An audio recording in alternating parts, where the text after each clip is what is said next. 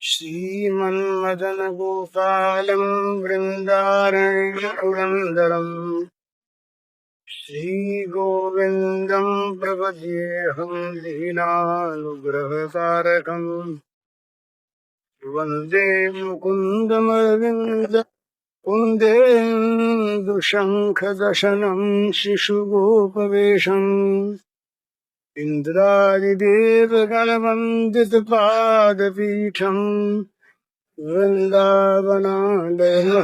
वसुदेवसूनुम् नवजलधरवर्णं चम्पकोद्भासितर्णम् विकसितनलिनाश्रियं विस्फुरन्मन्दहास्यम् कनकरुचिदुकूलं चारुबर्हावचूलम् कमपि निखिलसारं नौमि गोपीकुमारम् वंशीविभूषितकरान्नवनीरदाभात् पीताम्बरादरुणबिम्बफलाधरोष्ठात् पूर्णेन्दुसुन्दरमुखादरविन्दनेत्रात् कृष्णात् परं किमपि तत्त्वमहं न जाने। समस्त चराचर प्राणियों के रूप में अभिव्यक्त भगवान के नाते आप समस्त महानुभावों और माताओं के चरणों में मेरा नमस्कार। आज प्रातः काल जिन पर्चों के उत्तर में मैं कुछ कह रहा था वो पर्चे सभी निशेष नहीं हो गए, इतने मेरे हाथ में बचे। तो उन्हीं में से जिनका उत्तर दिया जा सका देने की चेष्टा करूंगा। एक सज्जन ने एक बात पूछी है, उसका उत्तर प्राय आ चुका, थोड़ा सा उसे फिर कह दिया जाए। बहुत संक्षेप में, भगवान एक हैं, दो नहीं। सत्य एक है। सत्य को प्राप्त करने के विभिन्न मार्ग हैं और मार्ग अपनी अपनी दिशा से अलग अलग चलते हैं। मार्गों की एकता असंभव है। कोई ये कहे कि रामेश्वरम से ऋषिकेश आने वाला और आसाम से ऋषिकेश आने वाला एक मार्ग से आ जाए, ये पागलपन है, ये कभी संभव नहीं। तो साधन में एकता होती नहीं, होगी नहीं। विभिन्न रुचि है, विभिन्न अधिकार है, विभिन्न बुद्धि का स्तर है, अलग अलग समझ है। किसी में बड़ी सूक्ष्मता है बुद्धि में, किसी की स्थूल बुद्धि है, कोई विचार प्रधान जीवन है, कोई का भाव प्रधान है। तो सबके लिए साधन एक सा नहीं होता, परंतु साध्य एक होता है। और खास करके परमार्थ में साध्य दो है नहीं। इसलिए किसी भी दूसरे की बात का खंडन करे नहीं, उसे नीचा माने नहीं, अपने को ऊंचा मानकर अभिमान करे नहीं, अलग माने नहीं और अपने वाले को छोड़े नहीं। तो जैसा सवेरे मैंने निवेदन किया था कि राम का उपासक ये माने कि शिव के नाम रूप से, विष्णु के नाम रूप से,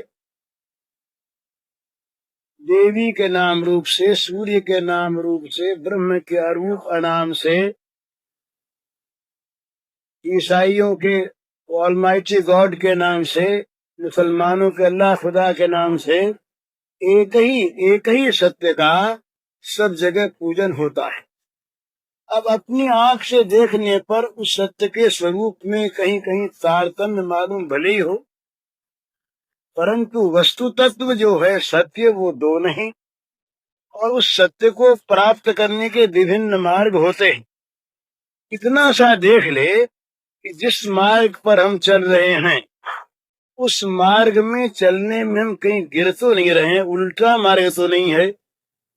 उल्टा मार्ग वही जहाँ हमारे जीवन में आसुरी संपत्ति बढ़ने लगे, भोगों की अभिलाषा अनुरक्ति बढ़ने लगे, बुरे कामों में प्रवृत्ति और उत्साह होने लगे, भगवान से संपर्क हटने लगे, राग द्वेष विशेष पुष्ट होने लगे, तो समझना चाहिए कि कहीं न कहीं हमारे मार्ग में गलती है, सुधार करना चाहिए। हिमालय की ओर चलते तो ठंडक मिलती ही, भगवान की ओर आगे चलते तो दैवी संपत्ति के दर्शन धीरे धीरे होते ही।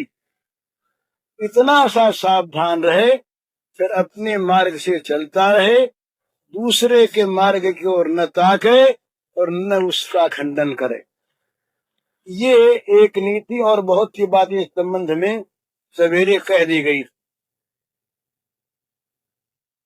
एक अंश उसका ये रह गया जो इसमें पूछा नाम कौन सा जपे, तो जो अपने को अच्छा लगे सो। इसका उत्तर यही, जो अपने को अच्छा लगे सो। अपने यहाँ हिंदू शास्त्रों में, हिंदू ग्रंथों में नाम की बड़ी महिमा है और भगवान के सभी नामों का यशगान किया गया विभिन्न ग्रंथों में। विष्णु, राम, शिव, हरे, न मालूम कितने भगवान के अनंत नाम हैं। 38 सहस्र नाम तो हमारे पास प्राप्त है, 38 नाम हमारे संग्रह में है, और वो सभी भगवान के नाम। तो इसलिए भगवान के नाम सभी भगवत की भावना से ने यो अपने अपने इष्ट में तुलसीदास जी महाराज ने बड़ा सुंदर सिद्ध किया है कि राम नाम ही सर्वोपरि, श्री राम नाम सर्वोपरि।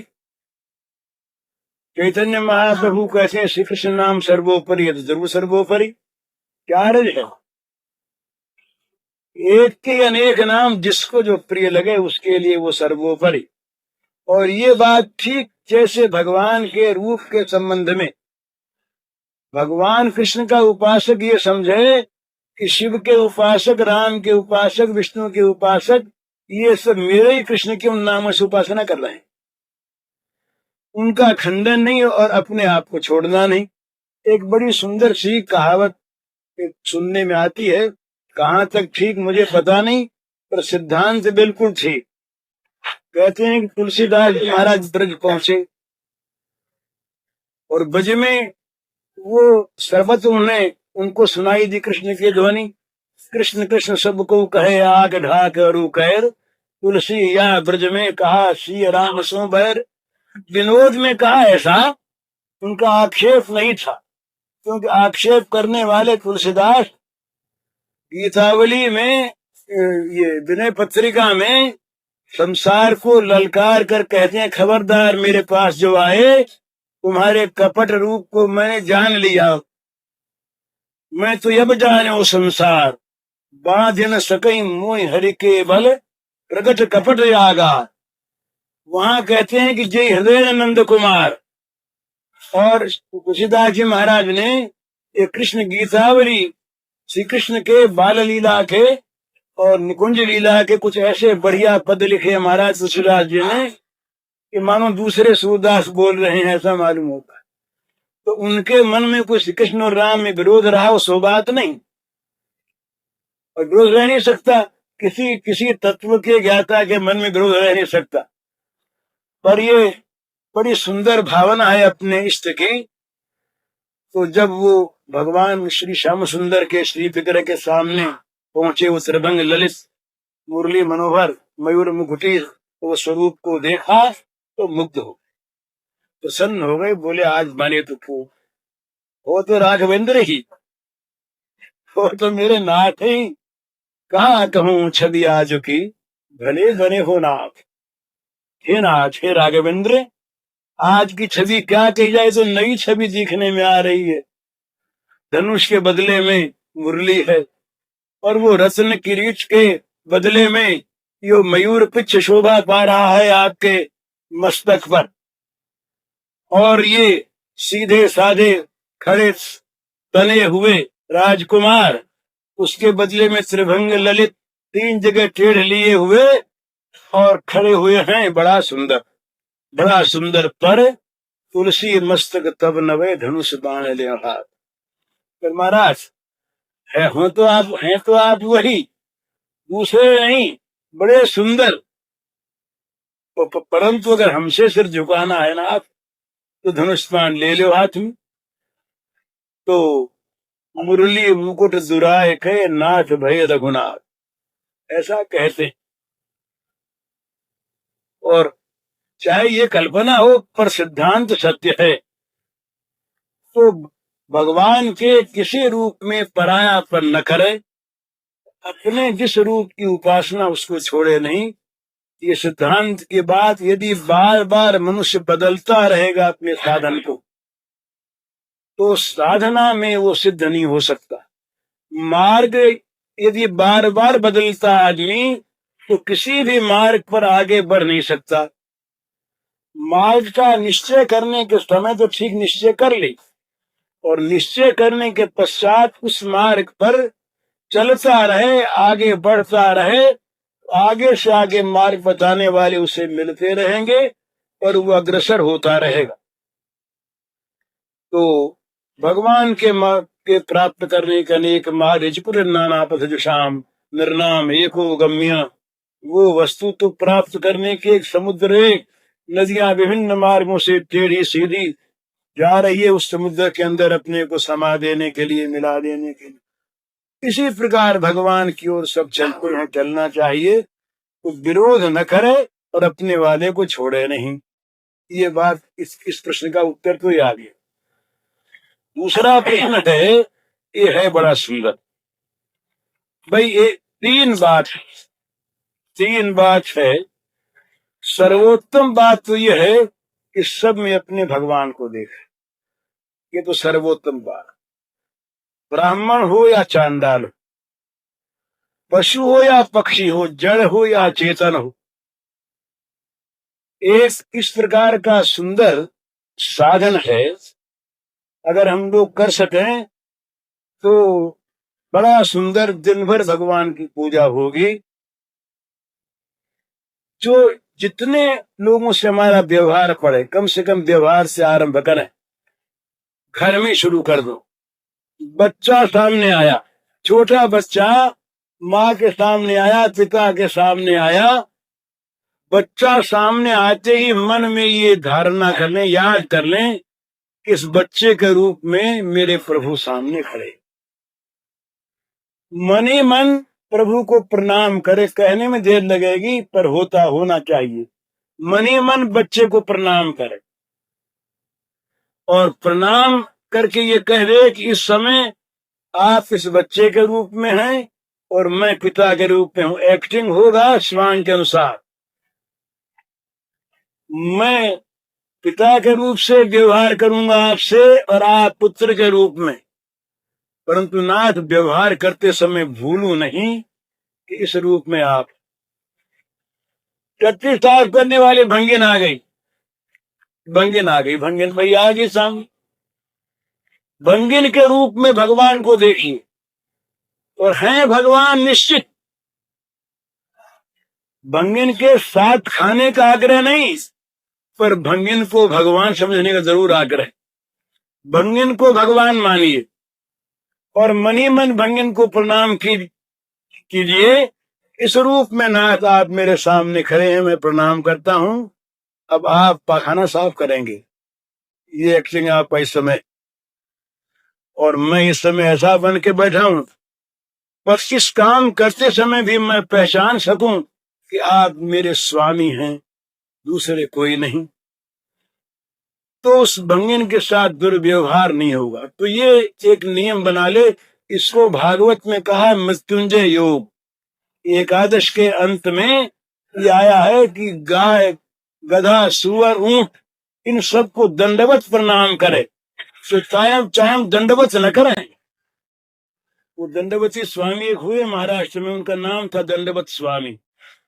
ये दंडवत स्वामी नाम पड़ा इसीलिए कि वो सबको साष्टांग दंडवत प्रणाम कर, दंड की भांति, लकड़ी की भांति गिर के जमीन पर, दंडवत का ही अर्थ, तो प्रणाम किया करते थे। वैसा हम न करें, परंतु ये हम समझ लें, मान लें कि प्रत्येक रूप में हमारे सामने भगवान आते हैं, दूसरा आता नहीं। इस भाव से हम घर में व्यवहार शुरू करें तो क्या होगा? वो बड़ी सुंदर चीज, स्वकर्मनात्म अभ्यर्च सिद्धिम विन्दति मानव प्रवृत्तिर भूतानाम यह सर्मिदम ततम स्वकर्मनात्म अभ्यर्च सिद्धिम विन्दति मानव। जिनसे ये सब निकला और जो सब में व्याप्त हैं, फैले हुए हैं, छाए हुए हैं, उन भगवान का अपने कर्म के द्वारा पूजन करे। तो घर में, दुकान में, बाहर, भीतर, कोर्ट में, गंगा के तीर पर, जंगल में, जहां भी हम जाएंगे हमारे भगवान वहां हमारे साथ और हमारी पूजा ग्रहण करने के लिए तैयार। हम रात को सोते हुए नींद के द्वारा उनकी पूजा करें। हम भोजन करते समय भोजन करने की क्रिया के द्वारा उनकी पूजा करेंगे। हम बातचीत किसी से करते समय उस बातचीत के द्वारा भगवान की पूजा करेंगे। बस हमारा भाव स्वकर्म से पूजा बन जाए और जिससे हम बात करें उसमें हमारी भगवत बुद्धि हो जाए, ये भगवान। तो इस ऐसा यदि हो जाए तो दिन भर भगवान के दर्शन और दिन भर भगवान की पूजा, दिन भर भगवान का संग प्राप्त होता रहे। तो ये एक सर्वोत्तम योग है, एक तरीका है, साधन है दिन भर भगवान की पूजा का। तो जो कर सकते हो वो इस प्रकार से करे, सब में भगवान को देख। ये अगर ना हो तो दूसरा जी ये तरीका है, सब में अपने आप को देख। वो भक्ति की भावना, ये ज्ञान की भावना, सब में आत्मा को देखे। ये देख, सर्वभूतस्थमात्मानम सर्वभूतानि चात्मनि ईक्षते योग युक्त आत्मा सर्वत्र समदर्शनः। सर्वत्र जो समदर्शन, समान देखने वाले योगियों, क्या देख, ये आत्मा में समस्त प्राणी, समस्त भूत आत्मा में और आत्मा समस्त भूतों में। आत्मा अन्वय व्यतिरेक के द्वारा आत्मा ही ओतप्रोत है। सारे प्राणियों में भरा आत्मा और सारे प्राणी भरे आत्मा में। इस प्रकार निरंतर सब में अपने आप को देखे तो स्वाभाविक एक बड़ी सुंदर चीज आवेगी जीवन में, समता अपने आप आ जाएगी।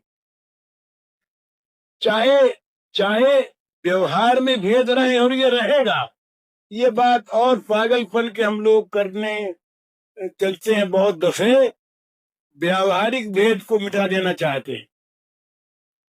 पारमार्थिक भेद तो मिटाना आवश्यक, और वो तो अज्ञान। अरे सोना सब सोना, तो सोना सब समय सोना, गहना बना तब भी सोना, पहले भी सोना था और गहना गला दिया जाएगा तब भी सोना।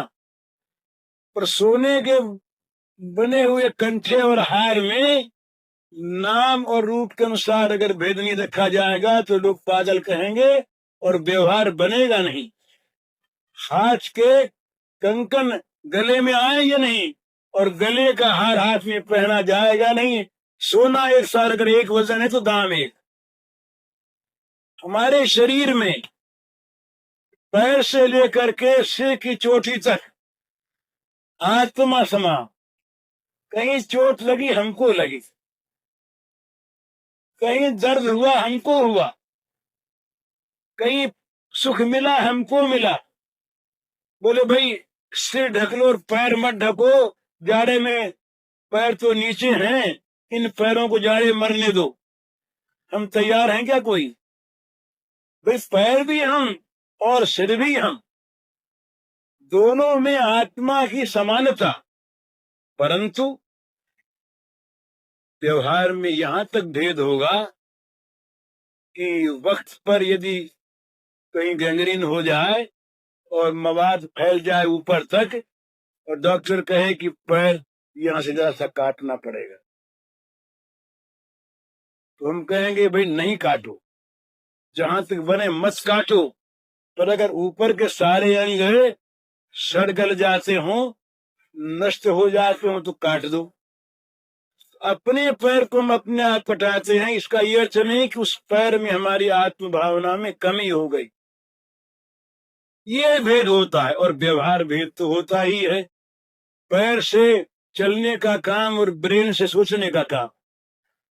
अब कहीं हम कह दें दिमाग को कि तुम पैर का काम करो, और पैर को कह दे तुम दिमाग का काम करो, तो दोनों के काम बिगड़ जाएंगे, होगा नहीं। अब दिमागी काम करने वाले जो लोग आज भी साम्यवादी देशों में भी, जहां पर दिमागी काम करने वाले वैज्ञानिक जो अन्वेषण करता है, वो क्या फावड़ा लेकर खेतों में जाते हैं? जाए तो काम हो नहीं सकता, पर वो खेतों के मजदूर, क्या वो वैज्ञानिक आविष्कार कर सकते हैं? वो कर नहीं सकते। रोटी सबको मिलनी चाहिए, कपड़े सबको मिलने चाहिए, सम्मान सबका रहना चाहिए, जिंदगी सबकी मूल्यवान, सबकी जिंदगी का पोषण होना चाहिए। ये न करना पाप, घृणा करना पाप, नीचा समझना पाप, पर काम सबका एक सा हो जाए तब साम्यवाद आवेगा। ये कभी जगत में आज तक आया नहीं, आवेगा नहीं, आ सकता नहीं। एक बीमार आदमी वो खा नहीं सकता, एक की खुराक ही कम नहीं खा सकता, और एक मेहनत करने वाला आदमी अगर दो से न खाए उसका काम चलता नहीं। तो महाभारत के इतिहास में आता है कि यह एक चक्रा नगरी में जब ये पांडव भीख मांग के लाते, तो आधे में अकेले भील, आधी खुराक भील खा जाते अकेले, और आधे में चारों भाई कुंती मैया, आधे में 5 का पेट भरता और आधे में अकेले भीम का पेट भरता। तो अब अगर भीम को उन 5 को समान खुराक देने लगे तो भीम तो भूखों मर जाए, और उनको अगर भीम की खुराक खाने को बाध्य करें तो वह अपची हो के महाराज बीमार हो जाए। तो खाना एक सा संभव नहीं, बुद्धि एक से नहीं, कद एक सा नहीं, परिमाण एक सा नहीं, वजन एक सा नहीं, विचार शक्ति एक सी नहीं, पर सबको सुख पाना है, ये चीज एक सी। सब में आत्मा है एक सी, सबको दुख होता है, दर्द होता है, ये बात एक सी। इस प्रकार से क्या आत्म भावना हमारी होगी, सारे विराट में सब जगह एक आत्मा हम फैले हुए, तो हम कहाँ बैर करेंगे? अपने आप से कोई बैर करता है क्या? अपने आप को कोई गाली देता है? अपने आप को कोई मारता है? कोई नहीं। जहाँ भगवान की भावना हो वहां तो इससे भी उत्तम भक्त की दृष्टि में अब हूँ कासू बैर करूं, कहत पुकारत प्रभु निज मुख सो, हूँ घट घट बिहरूं, अब हूँ कासू बैर करूं। उमा जी राम चंद्रत विगत काम मद क्रोध, निज प्रभु मैं देख ही जगत कासन करही विरोध। किससे विरोध करें, किसको बैरी माने? सब में तो हमारे भगवान भरे, पर जहाँ आत्मा का भावना रहती है वहां पर भी दूसरे का दुख हमें सहन वैसे नहीं होता जैसे हमारे पैर का दुख हृदय को सहन नहीं होता। दुख पैर में और उसका दर्द हृदय में, उसकी चिंता मस्तिष्क में, उसको देखने का काम आंख का, उसके लिए दवा लाके लगाने का काम हाथ का, दवा लाने जाएंगे पैर। ये सारे काम सारी इंद्रियों के द्वारा, शरीर के द्वारा होते रहेंगे, पर होंगे केवल आत्म भावना से। ये दूसरी चीज उस प्रश्न के उत्तर में बर्ताव की। तीसरी चीज इससे बहुत नीचे, वो बिल्कुल व्यवहार की चीज। हम जगत में अपना सुख चाहते हैं कि नहीं? हम जगत में सबसे सम्मान चाहते हैं कि नहीं? हम अपना हित सबके द्वारा चाहते हैं कि नहीं? हम दूसरों से अपने प्रति सत्य व्यवहार चाहते हैं कि नहीं? तो ये कसौटी दूसरों से हम चाहते हैं वो करें, न चाहते हैं वो न करें। आत्मन प्रतिकूलानि परेशान न समाचरे श्वेताम धर्म सर्वस्वम श्रुत्वा चैवावधार्यताम आत्मन प्रतिकूलानि परेशान न समाचरे।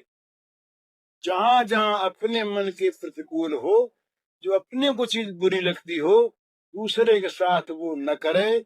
इस सिद्धांत पर व्यवहार की कसौटी कर ले। और उसमें खास बात, जहां दुख है, जहां दर्द है, जहां वेदना है, जहां पीड़ा है, जहां अभाव है, वहां विशेष प्रेम की आवश्यकता। ये समझने का विषय है भला। ये स्वार्थी संसार आज का जिसमें हम लोग हैं, जब तक, और ये हमेशा से आया कम ज्यादा, जब तक अपना स्वार्थ है तब तक बड़ा प्रेम, और स्वार्थ जब सधना बंद हो जाए तब उसको अनुपयोगी मानकर, हमारे यहाँ है कि भाई पिता माता बूढ़े उनकी सेवा कर, गाय दूध देते देते बूढ़ी हो गई, अब उसको पालो।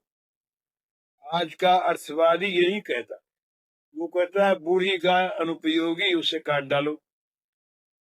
कहता मत आप तो सुन करके शेर जाते हैं, आपका कितना सुंदर हृदय है। वो तो इस प्रकार की योजना बनती है। महाराज एक योजना बनी, उसमें मैंने बताया था, एक सरकारी योजना, उसमें ऐसा कहा गया है कि लोगों में मांसाहार की प्रवृत्ति बढ़ाई जाए, जिससे सरप्लस जो पशु हैं ये काम में आने लगे, लोगों को मांस खाने की प्रवृत्ति ज्यादा हो। ये आज का युग है, चल रहा है, कसाई खाने खुल रहे हैं 3-3, 4-4 सरकारी योजना के अनुसार। तो मुर्गी इंडस्ट्री और बकरा इंडस्ट्री और सुअर इंडस्ट्री, मछली इंडस्ट्री, ये सब इंडस्ट्रियां बन रही हैं। क्या है, मनुष्य राक्षस बन जा रहा है। दूसरे जीवों की ओर मनुष्य देखता नहीं कि उनका दुख हमारा दुख, उनको भी दुख होता है। उस दिन मैंने बताया था ना, नामदेव ने एक दिन कुल्हाड़ी लेकर के, छोटा बच्चा नामदेव ले आया कुल्हाड़ी, और माँ के सामने बैठ करके जरा ये पैर पर छीलने का सा उपक्रम करने लगा। तो माँ बोली, बेटा क्या कर रहे हो, ये लग जाएगी। तो नामदेव ने कहा, देख रहा था, जरा परीक्षा कर रहा था, दर्द होता है कि। तो बोली, ये कैसे? बोले, मैया तुमने कहा था उस दिन कि उसकी गांठ की छाल उतार ले आओ, तो मैं गांठ की छाल उतार लाया था, उससे रस टपकता था। तो मेरे मन में आया कि गांठ को वेदना नहीं हुई होगी, और रस टपका शायद वेदना हुई हो। तो मैं परीक्षा करना चाहता था अपने पैर की छाल उतार करके कि वेदना होती है या नहीं। आत्मरूपम सर्वत्र पश्यति अर्जुन। ये चीज जब हृदय में मनुष्य के आ जाती है, नामदेव वाली, तो दूसरे का दुख उसका दुख बन जाता। ये दो बात याद रखिए महाराज, मुझे आशीर्वाद दीजिए, मैं भी याद रखूं। कभी भी दूसरे का दुख अपना सुख न बन जाए, कभी भी। ये महान अभागापन होगा, जीवन का महान दुर्भाग्य होता है मनुष्य का, जब वो मनुष्य किसी दूसरे के दुख में सुख का अनुभव, ये उसका महान दुर्भाग्य। और दूसरी बढ़िया चीज, जहां भी अवसर आवे, जहां सुविधा हो, जहां शक्ति हो, जहां आवश्यकता हो, वह अपना सुख दूसरे के दुख को हटाने में देता रहे, अपने सुख को दूसरे के दुख के नाश के लिए दे दे, बिना विचारे दे। बड़ा सुख मिलेगा उसको महाराज, कभी घाटे में नहीं रहता वो। ये केवल और केवल एक वहम की बात है कि हम घाटे में रह जाए। एक कथा आती है, पौराणिक कथा है।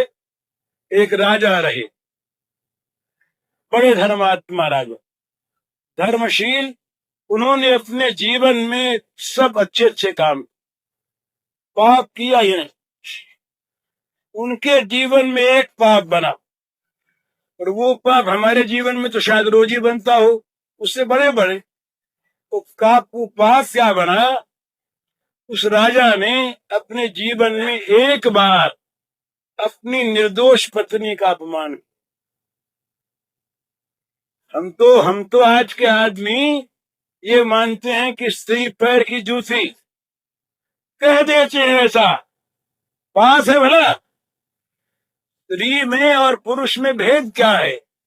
दोनों मिलकर एक दूसरे की पूर्ति करते हैं, छोटे बड़े का कोई भाव नहीं। स्त्री अगर पुरुष को परमात्मा मानती है, उसका दूसरा लक्ष्य है, स्त्री बाहर जा नहीं सकती। स्त्री घर का काम अगर न करे तो गृहस्थ बिगड़ जाए, उसका घर में रहना, बच्चों का पालना, घर का काम करना उसके लिए अत्यावश्यक।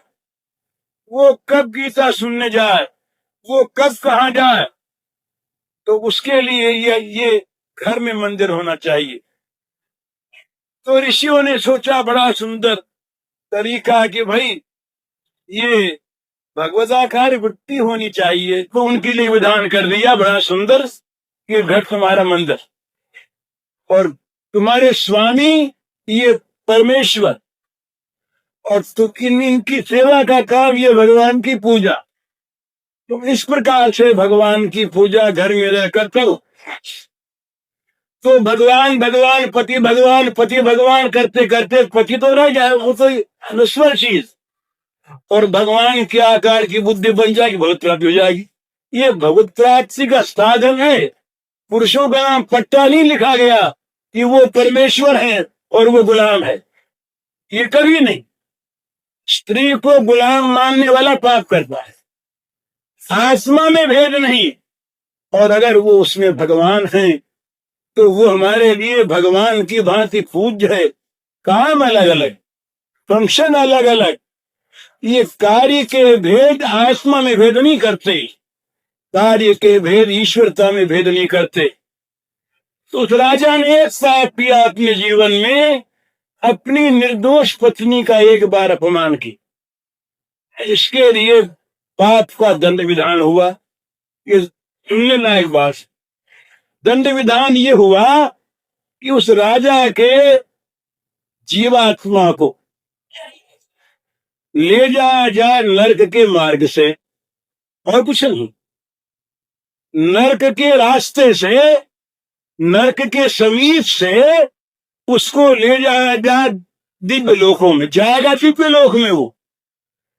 उसके जीवन में इतनी पुण्य राशि है जो उसकी दुर्गति कभी होने नहीं देगी, पर उसके एक छोटे से पाप का फल भुगता देना है कि नरक के रास्ते से उसको ले जाए। तो यही हुआ। विधान के अनुसार देवदूत, यमदूत नहीं, देवदूत बड़े आराम से उसके जीव को ले जाने लगे। जब वो नरकों के समीप पहुंचा तो बड़े जोरों से कराने की आवाज उसको सुनाई दी, जैसे कोई पीड़ित यातनाग्रस्त लोग, प्राणी करा रहे हों, असहाय होकर के रो रहे हों, क्रंदन कर रहे हों, ऐसा सुनाई दिया। तो राजा ने पूछा कि भाई ये क्या है? कहा ये नरक लोक है, यहाँ पर पाप करने वाले प्राणी सब आते हैं और यातना शरीर उन्हें मिलता है, उसके द्वारा नारकीय यंत्रणा भोगते हैं, वो सब करा रहे हैं। कोई उपाय नहीं, आगे बढ़े तो कराना बंद हो गया। आवाज रोने की आनी बंद हो गई। फिर कुछ आगे बढ़े और तो फिर कराने की आवाज आई। उसके साथ ये आवाज भी आई कि राजन आगे मत बढ़ो, ठहरे। देवदूतों से कहा ठहर जाओ, ठहर गए। आहिस्ता क्या मतलब है, आवाज पहले आई फिर बंद हुई अब फिर आने लगी और ठहरने का निवेदन, क्या बात। तो देवदूतों ने असली चीज बताई कि आपका इतना पुण्य जीवन है, इतना आपका पवित्र जीवन है, इतने पवित्र परमाणु उसके अंदर भरे हुए अनंत, कि आपके इस शरीर से, सूक्ष्म शरीर से स्पर्श करके जो वायु नरकों में गया, उस वायु का स्पर्श पाते ही नरक की आग बुझ गई, नरकों के हथियार सारे के सारे बेकाम हो गए। तो सब के सब नरक के प्राणी आश्वस्त हो गए, उनका कराहना बंद हो गया। पर जब आप आगे बढ़े और जब ये वायु का स्पर्श होना बंद हो गया, फिर नरक की पीड़ा आरंभ हो गई। अब वो सब करा रहे हैं। तो उसने कहा हम यहीं रहेंगे, हम नहीं जाते, हम नहीं जाते, और हमारे ये विधान हो जाए कि नरकों में हमको भेज दिया जाए, हम वहीं रहेंगे। देवदूतों ने समझाया, और चूंकि बड़े ये पुण्यात्मा जीव थे, जबरदस्ती कर नहीं सके, जैसी पापियों के साथ जबरदस्ती करते यमदूत, वो कर नहीं सके। समझाया, राजा माने नहीं, बोले हमको तो यहीं रहना, अगर हमारे रहने से इन सारे दुखी जीवों का दुख कम होता हो, मिटता हो, तो हम नरक भोगेंगे और ये सुखी हो जाए। अब माने ही राजा, तो देवताओं ने अपनी देव पद्धति के अनुसार समाचार भेजा। कोई बेचार का तार होगा, कुछ होगा। समाचार जा पहुंचा वहां पर, तो इंद्रदेव और धर्मराज दोनों सशरीर वहां पहुंचे। राजा से प्रार्थना की, महाराज ऐसा नहीं, आपको यहां नहीं रहना है, आपके कर्म इतने पवित्र हैं, इतने पुण्यमय हैं कि आपके लिए तो दिव्य लोक सुरक्षित है। ये तो एक आपके द्वारा गलती हुई थी, इसलिए इस मार्ग में हम ये लोग आपको ले आए, और अच्छा हुआ आपका आने से कुछ देर के लिए तो इन यहाँ के प्राणियों को शांति मिली ना, बड़ा अच्छा हुआ। अब आप चलिए। उन्होंने कहा मैं नहीं जा, यहीं रहूं। बोले महाराज ये आप कुछ, आपको चलना होगा, ये तो आपके पुण्य का प्रताप है सारा। तो बोले पुण्य का प्रताप? बोले हाँ। जल मंगवाए, हाथ में लिया, संकल्प किए कि मेरे आज तक के सारे पुण्य इन नरक के प्राणियों को अर्पण, मेरे आज तक के सारे पुण्य इन नरक के प्राणियों को अर्पण, सदा के लिए। अब महाराज नरकों के कारखाने बंद हो गए, नरकों का काम रुक गया, और तमाम वो विमान सब आ गए, सारे नारकी प्राणियों का त्राण हो गया। राजा खड़ी, धर्मराज ने कहा महाराज आगे बढ़िए। अब बोले हम कैसे आगे बढ़े, हमने तो जो कुछ था सब दे दिया। तो धर्मराज बोले महाराज ये जो दे दिया आपने, जो महादान किया, इसका जो महापुण्य हुआ वो कहाँ जाएगा? इस महादान का जो महापुण्य हो गया, ये क्या मामूली चीज हुई?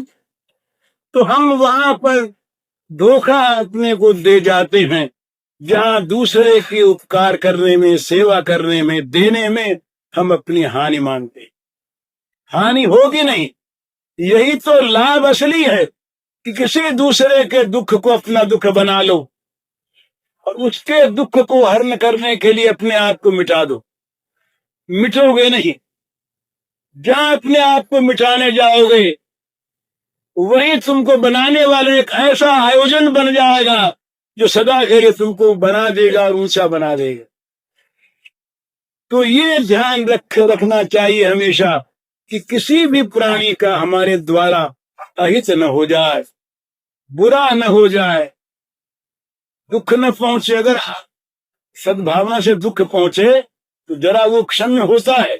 जैसे कुमार्ग में जाते हुए किसी बच्चे को माँ बाप रोक ले, उसको अज्ञानवश दुख भले ही हो, पर हित भावना इसलिए वो दुख क्षम्य होता है। इसी प्रकार से भले ही हो, लेकिन किसी का सुख हम हरण न करें, किसी का हित हरण न करें, बल्कि अपना दे करके, अपना सर्वस्व दे करके, अपना सब कुछ खो करके उसका सुख देखें। ये अपने जो आजकल चर्चा हो रही प्रेम की, प्रेम का तत्व यहीं पर आकर के प्रेम का प्रारंभ होता है। जहां प्रेमास्पद के सुख के लिए अपने सर्वस्व का परित्याग हम करने को तैयार हों, वहां से प्रेम प्रारंभ होता है। बिना त्याग की भित्ति के प्रेम का महल कभी बनता नहीं, नींव नहीं लगती महाराज। सबसे पहले त्याग चाहिए, अपना अपना त्याग, अपने सुख का त्याग, अपने स्वार्थ का त्याग, बस प्रीतम का स्वार्थ, अपना स्वार्थ। तो ये प्रीतम भाव सब में हो जाए, कब भगवान के रूप। अब रोने तो बच्चे को, अपना रोता अपनी जगत में।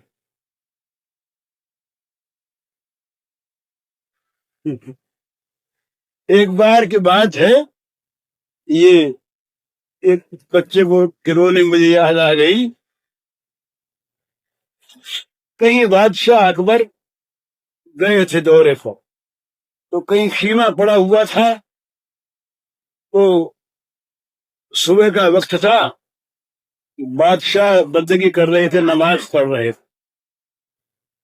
नमाज पढ़ रहे थे तो एक वेश्या उधर से निकली। वो अपनी किसी धुन में जा रही थी। वेश्या की धुन कैसी होती, इसका हम लोग अंदाजा कर रहे हैं, बताने की आवश्यकता नहीं। धुन में थी, तन्मय थी। उसने देखा नहीं बादशाह सलामत बंदगी कर रहे खुदा की, ठोकर ले।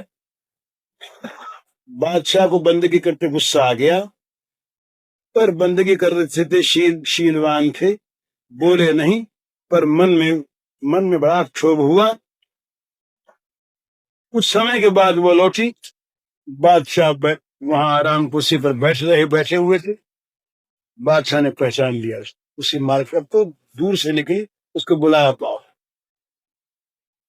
कौन हो तुम। बेचारी कांप गई, डर के मारे बोली, मैं तो एक औरत हूं, बाजारू। तुम्हारी इतनी हिमाकत कि मैं बंदगी कर रहा था उस वक्त खुदा की, नमाज पढ़ रहा था और तैने मेरे ठोकर मार दी। जानती है मैं कौन हूं। तो बोली, हुजूर जानते हो, आप जहां पना बादशाह हैं, पहचानते हो। तो बोले, जानती हो इसकी सजा क्या होगी। बोले, हाँ जानते हो, आप मुझे मार सकते हैं। तो बोले, फिर तुम तैयार हो। बोले, हाँ तैयार, पर एक बात, जब मरना ही है तो एक बात पूछना चाहती हूँ हजरत। बोले, पूछो। बोले, आप खुदा की बंदगी कर रहे थे। बोले, हाँ कर तो रहा। तो खुदा की बंदगी में आप पर मेरे जाने का ध्यान रहा। मैं एक नाचीज, नातार आदमी की बंदगी करने जा रही, और मैं खुद नातार। मैं अपने को भूल गई उस वक्त कि मैं बादशाह सलामत के ठोकर कैसे मारूं, भूल गई। मैं अपनी धुन में मस्त थी, किसी नाचीज नापाक के पास में जा रही थी, खुद में नापाक। जब मैं नापाक अपनी धुन में इतनी अपने आप को भूल गई, और आप खुदा की बंदगी कर रहे थे, मेरी ओर देख रहे थे। बादशाह का सर नीचा हो गया। बोले, भाई ठीक, खुदा की बंदगी में ये कसर थी, कसर। एक ऐसी कहानी और आती, बड़ी सुंदर कहानी है। एक महात्मा ने सुनाई थी मुझको। एक मौलवी साहब रहे। वो मौलवी साहब दिन में 12 बार नमाज पढ़ते, और करीब 40 साल नमाज पढ़ते हो गए। तो उन्होंने एक दिन खुदा से कहा अपने गुरु के मार्फत कि खुदा हमारी बंदगी को जानते तो हैं, तो आवाज आई कि नहीं, हम तुम्हारी बंदगी से खुश हैं। अरे 40 साल हो गए, दिन में 12 बार हम नमाज पढ़ते रहे, हमारे घुटने सब छिल गए, फिर में हमारे यहाँ पर वो खड्डा पड़ गया, नमाज पढ़ते पढ़ते सिर टेकते टेकते जमीन पर, और खुदा को ये पसंद भी नहीं, खुश नहीं खुदा इससे। क्यों खुश नहीं? तो बोले भाई इसलिए खुश नहीं कि जब तुम अकेले में रहते थे तब जो बंदगी करते थे, और कोई सामने आता तब जो बंदगी करते थे, उसमें कुछ फर्क था। तो बोले ये कैसे? कि जब अकेले में करते तब तो ऐसे ही एक आध बार घुटना टेका कि चादर उठाई की बैठ गई, और जब कोई देखने वाले होते कोई सामने, तब तो बड़े मजे में घुटने टेकते सिर टेकते कि ये देखे नमाज पढ़ रहे हैं। तो तुम तो भैया उनको दिखाने के लिए कर रहे थे बंदगी, खुदा के लिए कहा कर रहे थे, समझे? तो हम लोगों की साधना बहुत सी ऐसी होती हैं, कीर्तन करते हैं मस्ती में, और जब कोई आ जाता तो बहुत मजे में, अकेले में नहीं करते। भगवान को कौन दिखाता है? हम तो दिखाते हैं दुनिया को कि देखो मस्त हो गए, कैसे प्रेमी है, कैसे ज्ञानी है, बेहोश हो गए। अरे महाराज क्या ठिकाना है हमारे मन के, तो हम जानते हैं, आपको क्या पता। तो ये बच्चे के रोने की बात में कह रहा था कि बच्चा रोया अपनी दुनिया में, अरे बच्चा रोएगा ही। हम अगर सुनने वाले बैठे हैं तो हम बच्चे पर ध्यान क्यों दें? हम सुनते रहे और हम हमारी इंद्रियां अगर ठीक लग गई। एक कथा आती है माया जैसे, याज्ञवल्क्य जी महाराज कथा कहा करते थे, बहुत लोग सुनते, जनक सुन। तो जनक जब तक ना आते तब तक याज्ञवल्क्य जी प्रारंभ न करते, और जनक ठीक टाइम पर आते ही। कभी अगर देर हो जाती किसी कारण से तो उतनी देर तक याज्ञवल्क्य ठहर जाते। तो हम जैसे बहुत लोग बोले भाई ये तो बूढ़ा ब्राह्मण जो है ऋषि, ये राजा का पक्षपात करता है, राजा के बिना ये तो कथा ही नहीं कहता, तो राजा के लिए कहता है, खुशामद करता है पैसे वाले की, और हम लोग सब साधु महात्मा बैठे हैं, हम लोगों की ओर देखता ही नहीं। तो याज्ञवल्क्य योगी भी रहे, वो जान गए इस बात को कि लेकिन किस भ्रम को दूर करना है। एक दिन हो रही कथा, हो रही, बोले जगत है ही नहीं, वेदांत का बड़ा सुंदर निरूपण हो रहा, बड़ी ऊंची से ऊंची बात, जगत नहीं, और सब के सब झूम रहे बस मस्ती में, जगत है ही नहीं, है ही नहीं जगत। हमारे एक रहे मित्र, एक दुल्लगी की बात कहता, बंबई में रहे, वो अब नहीं है, थे बड़े वेदांती, बड़े अच्छे निष्ठा, उनकी निंदा नहीं कर रहा, उससे उनसे मैंने बहुत सीखा, सज्जन। तो वो अजातवाद के बड़े पक्षपाती रहे, श्रीहर्ष के बड़े भक्त, व्याख्या किया करते अजातवाद के बड़े। तो एक बार कोई रुपए पैसे का प्रसंग आए, तो मैंने कहा कि इसको छोड़ दो, ये चिंता नहीं करनी चाहिए। तो बोले इसके बिना नहीं काम चल।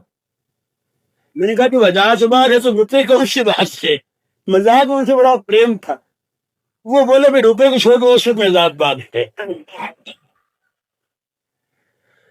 तो रुपए वाले उन्होंने भी विनोद से कहा, पर मालूम ऐसा हुआ, उन्होंने फिर मुझे उसको बतलाया कि सचमुच मेरे मन में रुपए से इतनी आसक्ति है कि जब रुपए की कोई चर्चा आती है उस समय मैं सिद्धांत को भूल गया।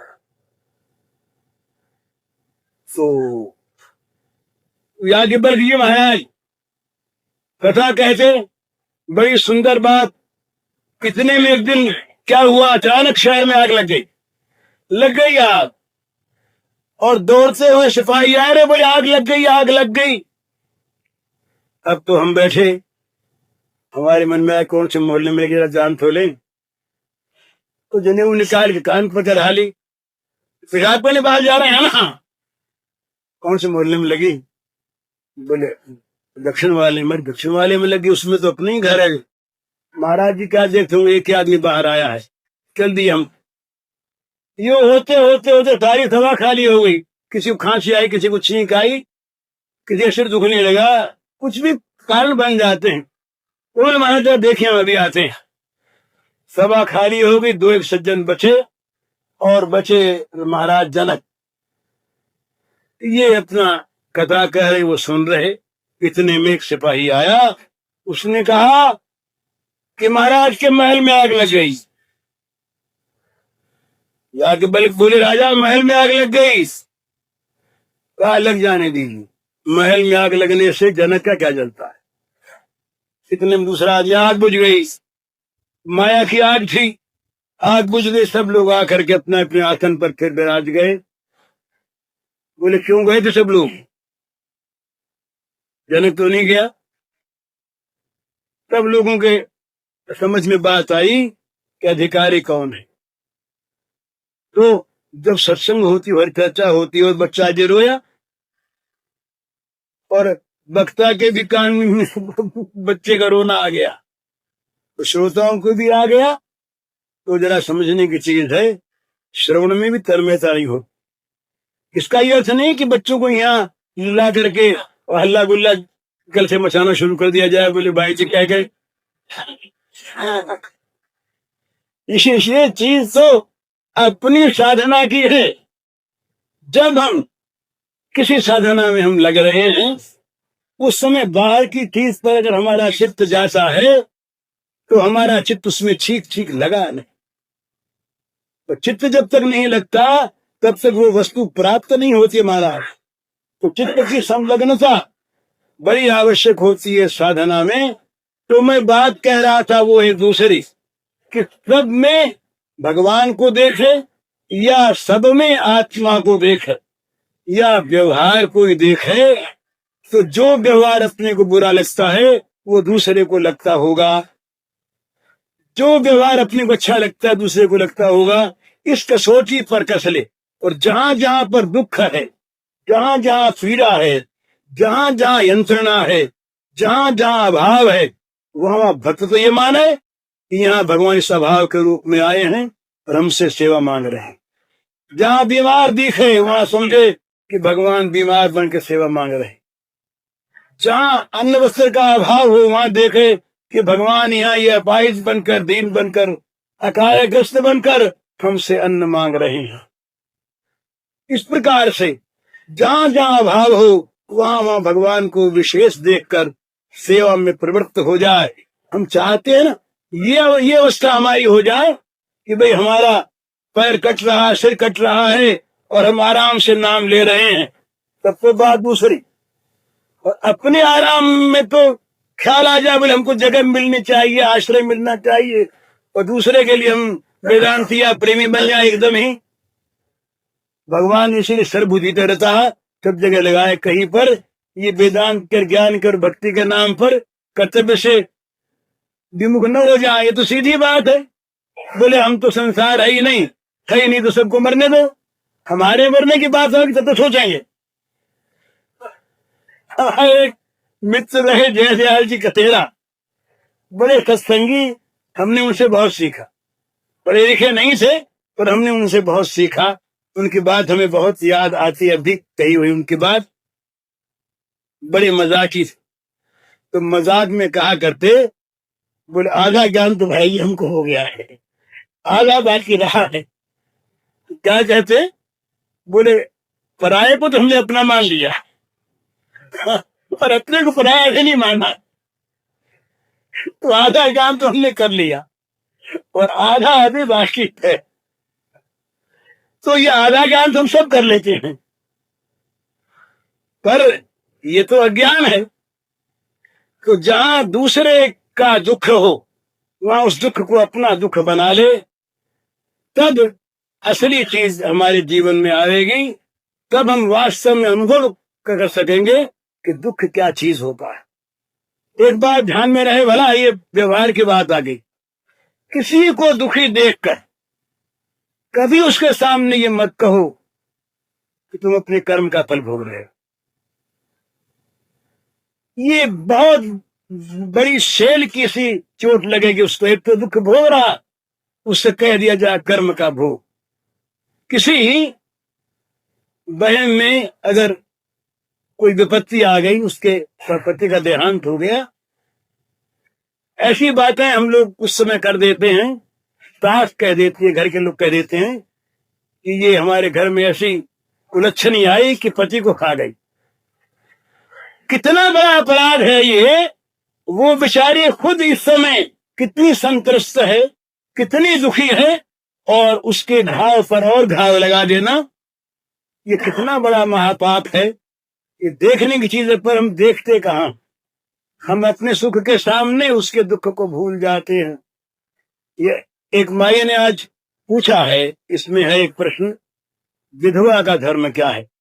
तो विधवा का धर्म बतलाने के पहले हम तो आज कुछ नहीं फिर कभी न सही, विधवा के साथ हमारा कर्तव्य क्या है ये पहले देखना है। उसका धर्म बताने के पहले हमारा कर्तव्य, हम विधवा हो ये माने कि हम जो आज बैठे या बोल रहे हैं, हम स्त्री बने और हम विधवा हों, पर हमारे साथ बुरा बर्ताव हो, उस समय हम क्या सोचें, ये देखकर, ये सोचकर फिर विधवा का कर्तव्य बताना है। विधवा आदमी है। हम कह देते हैं आज बड़ी हिमाकत के साथ, सर्वस्व का त्याग कर दो। अरे तुम कर रहे हो, कितना तैयार हो? अपने आप जरा सा त्याग करने को भी हम तैयार नहीं, और उसके द्वारा वो अनोखा त्याग हम आशा करें, हम ये चाहें कि वो आज सुखदेव में बन जाए, संभव कहते हैं। उसको बनाने में सहायता करो, स्वयं त्यागी बनो, स्वयं विषयों से विरक्त बनो। उसके सामने ऐसी कोई चीज अपने जीवन की मत लाओ कि जिससे उसके जीवन में शैतान जागे, तब वो सुरक्षित है। उसका आदर करो।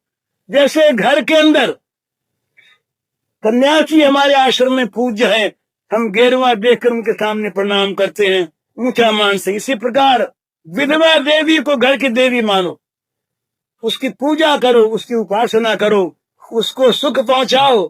सुख पहुंचाने का ये अर्थ नहीं कि उसको विषय में डाल दो, ये नहीं। वो ये समझे कि मेरे साथ भी सद्बर्ताव होता है, मुझे भी लोग आदमी मानते हैं, मेरे साथ भी वो अच्छा बर्ताव करते हैं। भूल जाते हैं लोग, सास भूल जाती है, बहू भूल जाती है, ननद भूल जाती है। ये नहीं सोचती कि कल मैं विधवा हो जाऊंगी तो है। वो बच्ची जो किसी दूसरे के घर से आई, किस घर में आई, जिसको वो कुछ कह सकती थी मेरा, वो नहीं रहा। अब क्या सब उसको ये कह दे कि तुम बिल्कुल पराई हो, निकलो घर से, तुम्हारा कोई अधिकार नहीं। ये नृशंसता है, निर्दयता है, ये समाज का पाप है। ये समाज का पाप समाज को खा रहा खाएगा। विधवा में भगवान को देखो और उसके भगवान को जगाओ। उसके सामने विषयों की चर्चा ना आने दो, पर ना आने दो अपने चरित्र के द्वारा, अपने त्याग के द्वारा। तब उससे आशा करो कि वो कितना ऊंचा बन सकती है, कितना ऊंचा बन, अभी वो ऊंची है। आज भी हिंदू विधवा के समान हमने कहीं संसार में किसी स्त्री को नहीं देखा, हम नहीं देख पाते। हिंदू विधवा जो आज पवित्र है, उतनी पवित्रता कहाँ है संसार। मुग्ध हो जाते हैं देख करके इस चीज को कि राम राम, कितना अच्छा सुंदरी देवी। ये बंगाल में एक जिम्मेदार नौजवान की पत्नी थी, वो जिम्मेदार मर गया। ये अंग्रेज जमाने के बाद तो कलेक्टर अंग्रेज रहे, कलेक्टर की स्त्री उनके घर आई, वो बिलायत से नई आई हुई थी। वो जानते हैं हिंदू आचार को। उसने देखा सत सुंदरी को, और देख करके बड़े अच्छे भाव से, सद्भाव से, सहानुभूति से उस गौरांग देवी ने कह दिया कि बेटी तुम्हारी छोटी उम्र है, विवाह कर लो ना। बड़े हित की भावना से कहा। इतनी ठेस पहुंची इसके हृदय को कि विवाह कर लो। ये बात सुन ली मैंने, अपने कान से, और मर नहीं गई। उसने अनशन शुरू कर, अन्न जल का परित्याग कर दिया। ये सच्ची घटना है, ऐतिहासिक बना बनावटी काल्पनिक की बात नहीं। अनशन उनसे उसने शुरू कर दिया। अनशन के पश्चात बात फैली, कलेक्टर तक बात गई। कलेक्टर ने अपनी स्त्री से पूछा क्या बात, उसने बताया कि मैं गई थी और मैं ये बात कह आई। बोले जाओ क्षमा मांगो। उसको तुमने बड़ी ठेस पहुंचाई, उसके हृदय पर आघात किया है। वो देवी आई, आकर के चरणों में गिर गई। बोली बहन बेटी तू मुझे माफ कर, कितनी ऊंची है ये मैं जानती हूँ, तेरे स्वरूप को मैंने पहचाना नहीं तो आज भी हिंदू देवी जितनी ऊंची है उतना ऊंचा जगत के इतिहास में कहीं कोई कोई ऐसा प्रसंग नहीं मिलता जो मरने के बाद भी साथ जाना चाहती है, परलोक में साथ रहना चाहती। इसका ये तो नहीं कि जो पतियों के पति परमात्मा उसको भूल जाए। पति में परमात्मा देखने का भाव क्या है? परमात्मा को प्राप्त करना ही जीवन का उद्देश्य है, पुरुष हो या स्त्री हो। स्त्री को परमात्मा की प्राप्ति का अधिकार नहीं, ये नहीं मानना चाहिए, बिल्कुल गलत बात। स्त्री पे अधिकार नहीं, पुरुष पे अधिकारी। उनके मेथड, उनके रास्ते जो हैं ये अलग अलग हैं। वहां न स्त्री है न पुरुष है, वहां तो स्त्री पुरुष दोनों से अतिरिक्त वो तो अलिंग है, उनके लिए कोई बात नहीं। तो उन भगवान की सेवा करने के लिए तो सबको तैयार रहे। कोई पति के द्वारा सेवा करे, कोई परम और पति की सीधी सेवा करे। मीरा ने विवाह करके भी विवाह नहीं किया, विवाह हो गया उनका रणछोड़ जी से। और फिर वो जब तक स्वामी जीवित रहे उनकी सेवा की, उसके बाद उन्होंने रणछोड़ जी को पति मान लिया। पर उसके पति मानने का ये कोई अर्थ है कि उसका शरीर कहीं भ्रष्ट हुआ। वो तो परम पति जो सबके पति हैं, जो सबके स्वामी हैं, जो पतियों के पति हैं, जो पतियों के स्वामियों के आत्मा हैं, उन परमात्मा जगदाधार जगतपति विश्वात्मा विश्वपति सर्वलोक महेश्वर को उन्होंने अपना पति माना और कहा ऐसे बर को क्या बरू जो जन्मे और मर जाए, बर बरिए थामरो वे चुड़लो अमर हो जाए। कितनी पवित्र बात है, कितनी पवित्र बात है। तो इस तरह से दूसरे के दुख में जब तक हम दुखी नहीं होते, जब तक दूसरे के दुख अपना सुख बनाते हैं, तब तक हम महाराज मनुष्य कहलाने योग्य नहीं। साधक कहाँ से होंगे, देवता कहाँ से होंगे, गुण कहाँ से आवेगा? हमें तो सबसे पहले ये करना चाहिए कि हम अपने जीवन में किसी का दुख न देख सकें, न मिटा सकें दूसरी बात, पर किसी के दुख को देखकर हमारा जीवन रोग से कम ये तो होना चाहिए सहानुभूति। आज हमारा एक मित्र है, कल वो मर गया और हम उसके बाल बच्चों को भूल जाएं, इतने स्वार्थी हम हो जाएं कि आज जिससे हम प्यार करते थे, आज जो हमारे घर का था और उसके चले जाने के बाद उसके बच्चों से हमारा कोई वास्ता नहीं, ये नृशंसता है। तो तीसरी चीज ये कि हम व्यवहार के नाते जब अपने लिए सुख चाहते हैं, अपना हित चाहते हैं, अपना सम्मान चाहते हैं, तो दूसरों के साथ भी हम वही बर्ताव करें। सब में भगवान माने पहली बात, सब में आत्मा को देखें दूसरी बात, और सबके सुख दुख को अपने समान। हरिओम। पूज्य श्री भाई जी के इस प्रवचन का शीर्षक है भगवान हमारी सारी जिम्मेदारी लेने को तैयार, और इसका कैसेट संख्या है 12।